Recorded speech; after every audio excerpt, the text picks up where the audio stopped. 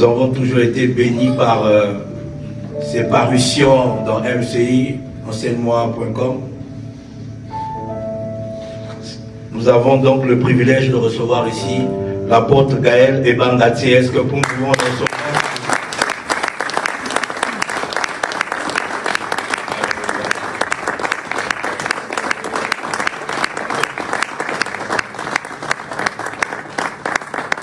Alléluia. Alors c'est un honneur pour nous d'être là en ce jour pour rendre témoignage de ce que Dieu est en train de faire. Ça va faire plus de 20 ans, depuis 2004. Tu peux continuer, parce qu'on va faire la cérémonie. Depuis, il est arrivé au Maroc en 2004. Il avait 6 ans. C'est sur cette terre du Maroc que Dieu a permis qu'il puisse rencontrer aussi le défunt apôtre Willy qui nous a visité. Et vous asseoir, et puis on va tout à l'heure. Merci. Quand mon frère est arrivé au Maroc, vous savez, le Maroc, beaucoup d'étudiants sont partis là-bas. Papa et maman n'étaient pas là. Donc ils se retrouvent dans un pays musulman et ils sont livrés aux passions de la jeunesse et à vouloir faire pas mal de choses. Mais parmi cette génération des jeunes, beaucoup sont des serviteurs de Dieu aujourd'hui, il s'est distingué.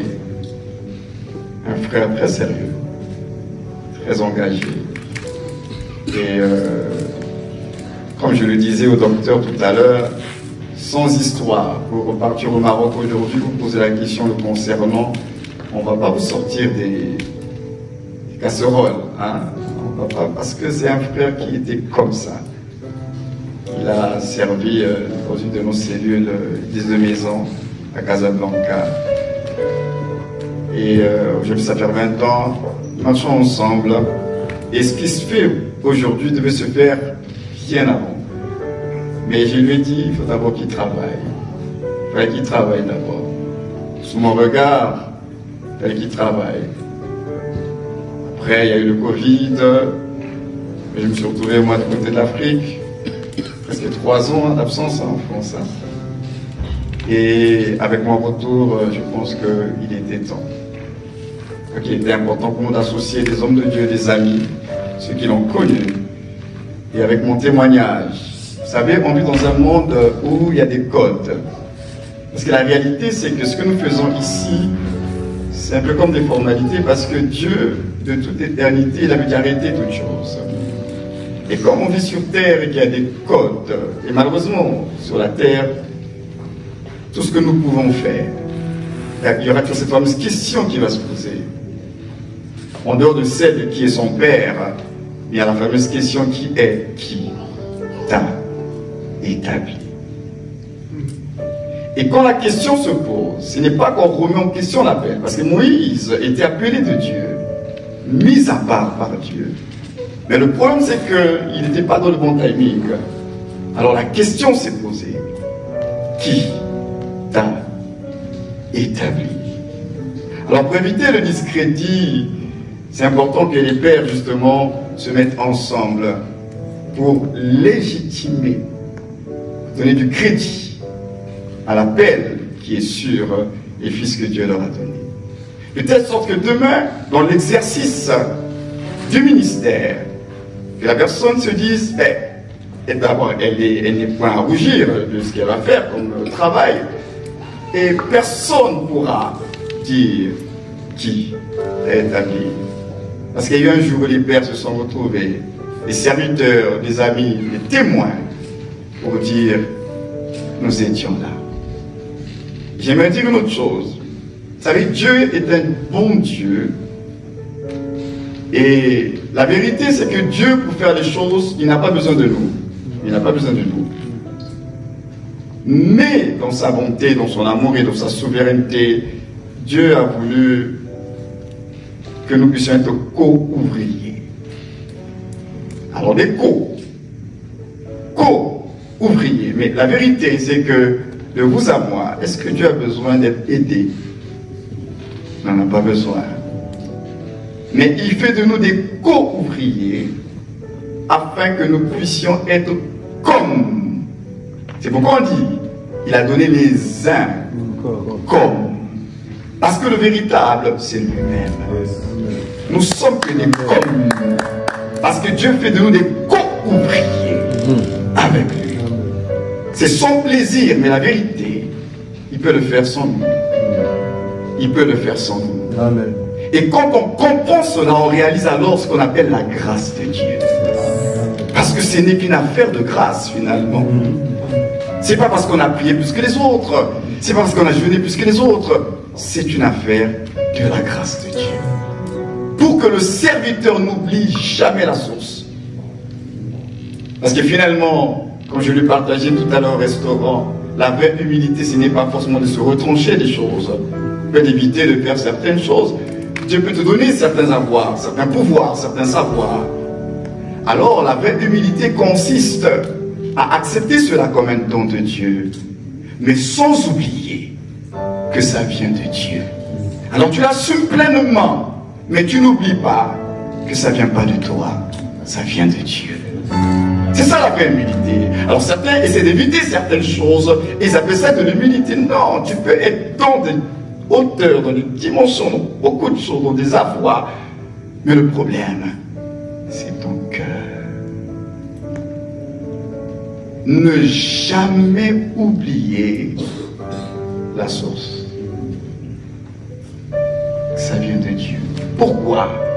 Parce que tout don parfait, quelle que soit la perfection du don, toute grâce excellente, quelle que soit l'excellence de la grâce, ça vient d'en haut, ça vient de Dieu, ça vient de lui. Ne l'oublions jamais. Donc nous sommes là, oui, pour un témoignage du bien-aimé. Et je pense que je suis une bouche autorisée pour rendre témoignage de lui. Et de pouvoir, avec nos amis, frères, serviteurs de Dieu, pouvoir prier. Donner du crédit au travail. Et j'aimerais dire une dernière chose. Et ça, je m'adresse aux serviteurs de Dieu qui sont ici. Vous savez, tous ceux qui fréquentent nos assemblées, qui sont assis dans les bancs, ne pensez pas qu'ils sont inférieurs à vous. Pourquoi? Parce qu'il y a des gens qui sont remplis, ils ont le dépôt de Dieu. C'est que le timing les concernant n'est pas encore arrivé. Le pupitre ne nous donne pas le droit de penser qu'on est supérieur. Parce que le micro, là, le pupitre, c'est une responsabilité. Ça ne fait pas de ceux qui sont assis des moins que rien, des inférieurs. Parce qu'il y a des gens même dans nos assemblées qui connaissent même plus que nous. C'est parce que Dieu ne les révèle pas encore. Soyons humbles et reconnaissons que la grâce n'est que la grâce. Alléluia. Alors, nous allons prier, nous allons reconnaître, nous allons attester, nous allons libérer, nous allons relâcher les grâces dans la vie de Blanchard afin qu'il continue dans le chemin, dans le couloir que le Seigneur avait tracé de toute éternité pour lui. Alors je vais inviter Pasteur Ponce qui est là, qui va venir, c'est un de nos fils aussi que Dieu nous a donné au Maroc, qui a coordonné notre famille d'église au Maroc, aujourd'hui l'installer ici. Il va venir ici parce qu'il va participer pour servir le témoignage aussi aux bien-aimés qui sont au Maroc et qui, je sais que beaucoup ne seront pas surpris par l'acte qui va être posé aujourd'hui parce que Blanchard a laissé un très bon témoignage. Donc, pasteur, tu peux venir. Apôtre William, tu viens également. Et puis, docteur, on va faire ce travail.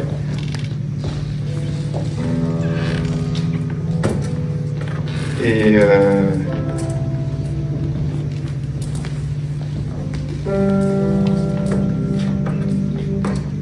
je vais peut-être le dire dans ma prière tout à l'heure, mais je veux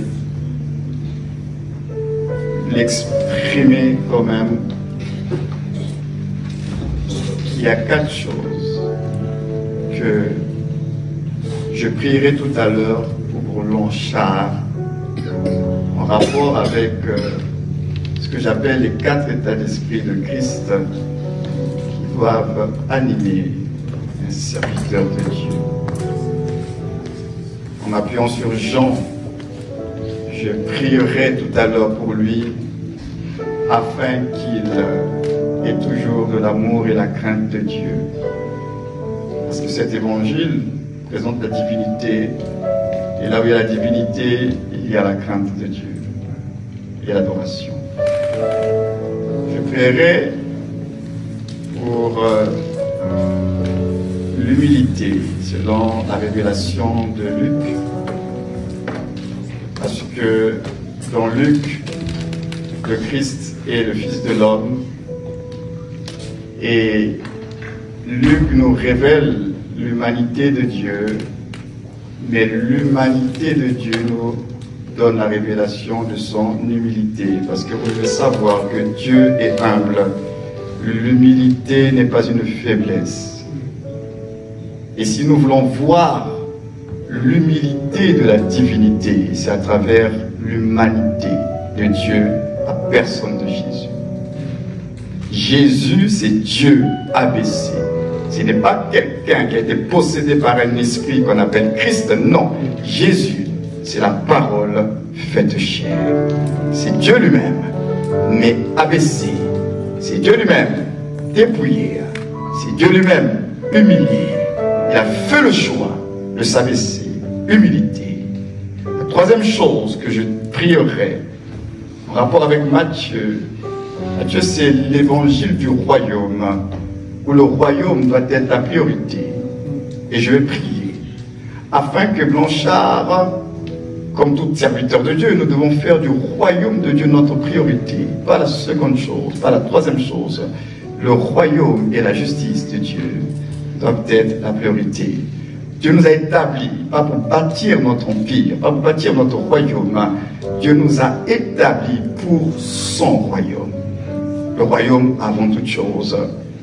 Et enfin, nous prierons afin que par l'évangile de Marc, qui est l'évangile où Christ est révélé comme le serviteur de l'Éternel, qu'il garde un cœur de serviteur. Un cœur altruiste qui est tourné vers les autres et non centré sur lui-même. C'est ça, un serviteur de Dieu. Le don que nous sommes, on n'est pas un don pour nous-mêmes, on est un don pour les autres. Que ne jamais oublier cela. C'est quelquefois on oublie que le don et l'onction, c'est pas pour nous. Dieu nous a toujours oint pour. Alors si nous sommes oint, c'est pour les autres, c'est pas pour toi. Et c'est le cœur de la prière que je ferai, mais je vous inviterai, vous qui êtes là, à pouvoir vous joindre à nous dans cette prière sur ces 4 points fondamentaux que j'estime pour un serviteur de Dieu qui doit manifester l'Esprit de Christ. Parce qu'avant tout, nous sommes serviteurs de Jésus-Christ. Amen. Amen. Alors, on va nous aider ici à déplacer cette... Et puis nous allons inviter le bien-aimé qui va venir.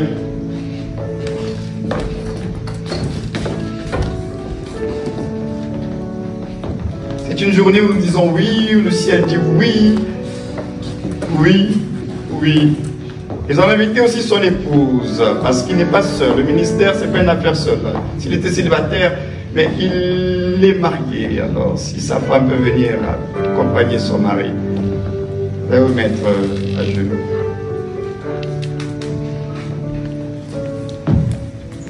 Et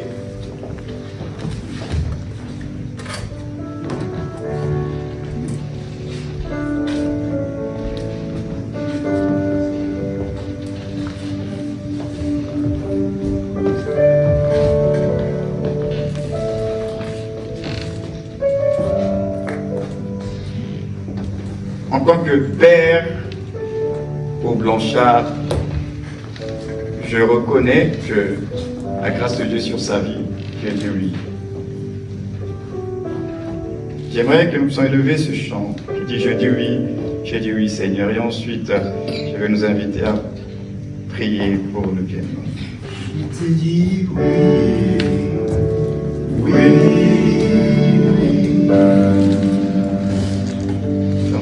je dis oui, oui, oui.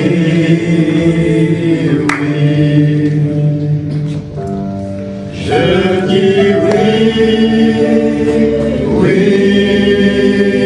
oui. Je dis oui, Seigneur. Je dis oui, Seigneur. Je dis oui, oui, oui. Je dis oui, je dis oui.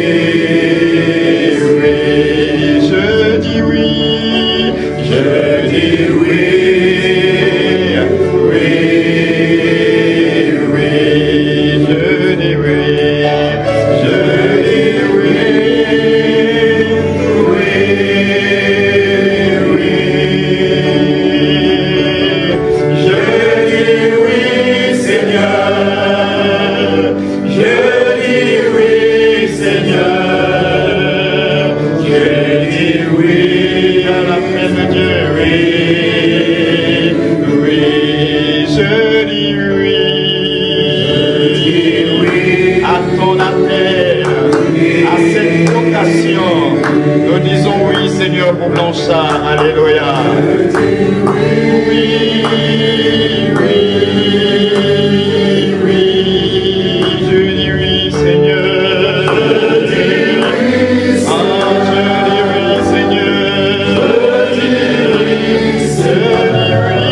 Seigneur. Je dis oui.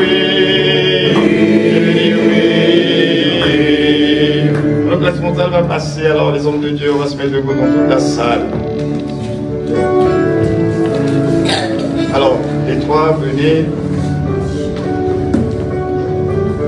Alors, ceux qui sont là, on va pas faire les choses très simples, on va pas faire les choses compliquées. Vous allez tendre les mains vers le bien-aimé ici.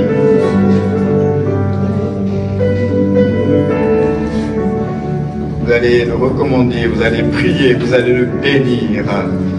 Vous allez le bénir. Vous allez le bénir. Alléluia. Relâche tes paroles. La bénédiction, ce sont les paroles. Relâche tes paroles pour ce bien-aimé qui, de façon officielle, entre dans l'ordre de Dieu.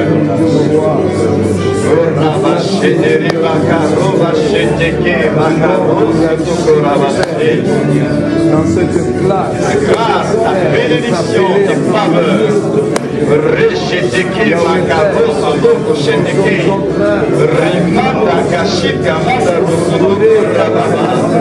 Ah Seigneur, écoute la voix de tes serviteurs, de tes frères qui prient pour Blanchard, qui demandent ta grâce, qui demandent ta faveur.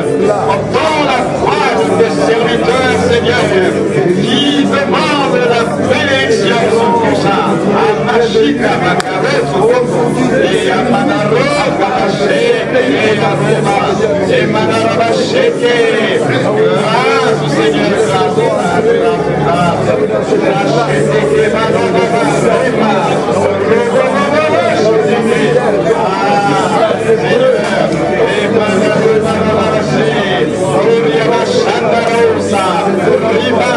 Seigneur,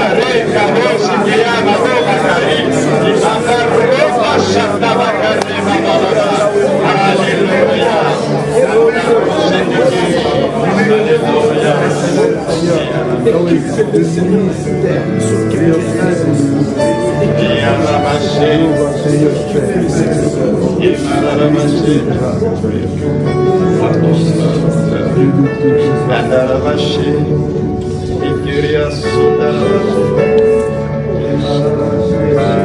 Alléluia.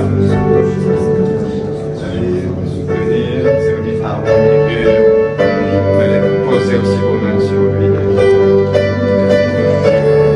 Recheteke, manda russo de gauche, et arabachete, manda roco cochete, rababa, canta roche, amanda rosata, coria bashika, manda rosoto, rakashataka, Père tout-puissant, ce que tu avais arrêté de toute éternité, tu rends cela possible en ce jour.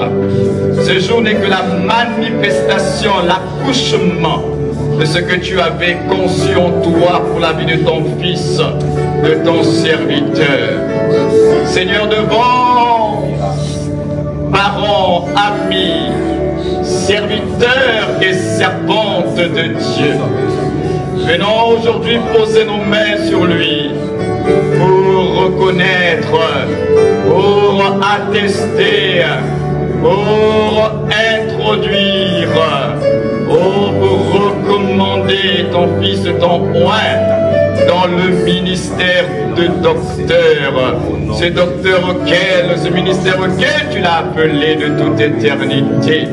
Seigneur, nous reconnaissons cela en ce jour. Au nom de Jésus-Christ, en tant que son Père, oh Dieu, je déclare au nom de Jésus-Christ que c'est vrai Seigneur, ce ministère vient de toi. Au nom de Jésus, au nom de Jésus, qu'il reçoive en abondance l'onction rattachée à ce ministère au nom de Jésus, avec surabondance. Accorde-lui cela dans le nom de Jésus-Christ de Nazareth. Oui, Seigneur, je prie que lorsqu'il ouvrira sa bouche, oh, ils ont dit, mais jamais homme n'a parlé comme cet homme, parce que tu étais l'incarnation de la sagesse de Dieu, qu'il soit point davantage de sagesse, avec que lorsqu'il parlera, instruira ton peuple, qu'il puisse véritablement parler au cœur de ton peuple, et que tu attestes ces paroles par la puissance du Saint-Esprit. Je prie qu'il soit un homme inspiré jour après jour, qu'il croise dans la grâce, qu'il croise dans la grâce, qu'il est rattaché à son appel et dans la connaissance de Jésus le Christ. Oh Dieu, je prie que ce fils garde un cœur qui te craigne, un cœur qui t'aime au nom de Jésus. N'est-ce pas toi qui as dit que nous devons garder notre cœur plus que toute autre chose? Garde-lui bien les sources de la vie. Alors oui, je prie Père qu'il garde, qu'il veille sérieusement à garder un cœur qui te craigne, un cœur qui t'aime au nom de Jésus.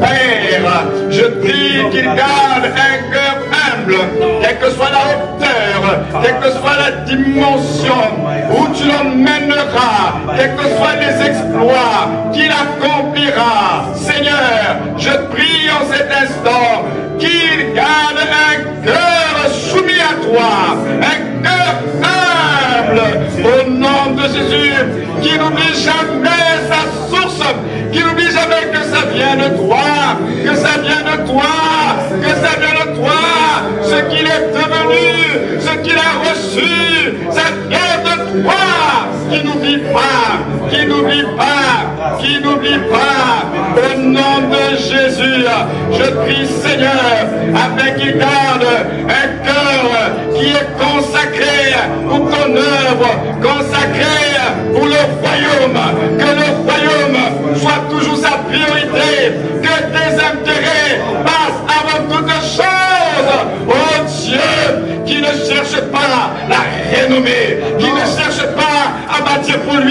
mais qu'ils cherchent le royaume et la justice de Dieu. Au nom de Jésus, Père, je prie qu'il y ait un cœur de serviteur, un cœur aimant du peuple que tu as mis sous son autorité et qu'il serve ce peuple avec dévotion, avec engagement, avec sacrifice et qu'il s'investisse pour ce peuple, qu'il cherche les intérêts de ce peuple. Au nom de Jésus, au nom de Jésus, Seigneur, nous prions afin qu'il soit un ouvrier dans le corps, qui n'aura point à rougir lorsqu'il tiendra le micro. Seigneur, sans témoignage, sans témoignage, sans témoignage. N'est-ce pas toi qui as dit par la bouche de Paul, ton serviteur, à Timothée, veille sur toi-même et veille sur ton témoignage et veille sur ton enseignement, car en faisant ainsi, tu te sauveras toi-même et tu sauveras ceux qui t'écoutent. Père, qu'il en soit ainsi dans sa vie, à la reconnaissance de ce qui a été fait aujourd'hui. Toutes ces prières, ces voix, nous les scellons dans le nom de Jésus. Et nous déclarons aujourd'hui, devant les hommes et devant l'armée des cieux et l'armée des ténèbres, en ce jour a été reconnu, établi, le docteur Enoch Blanchard, dans le ministère de docteur de la parole de Dieu. Cela soit scellé et inscrit dans les cieux, au nom puissant de Jésus, le Christ, le Seigneur, notre Dieu, en qui il a cru, celui qui sera sa force en tout temps et en toutes circonstances. Oui, il est ton appui, Blanchard. Dans les moments les plus difficiles de ta vie dans le ministère, n'oublie pas, tu as une genèse avec ton Dieu. Tu as une histoire avec ton Dieu. N'oublie pas, ce ne sont pas les hommes qui t'ont appelé, c'est Dieu qui t'a appelé. Et quand tu traverseras des moments difficiles, repars à la source. La source. Dieu ne se trompe pas dans ses choix. Tu es le choix de Dieu. Alors que la grâce de Dieu surabonde dans ta vie et de ton ministère. Soit une bénédiction pour le corps de Christ. Ici en France et partout, foulera la plante de tes pieds. Nous te bénissons ce jour au nom puissant, glorieux et excellent de Jésus, le Christ, le Seigneur. Avec action de grâce, nous avons ainsi prié. Et nous sommes heureux, peuple de Dieu, de vous présenter le docteur Enoch.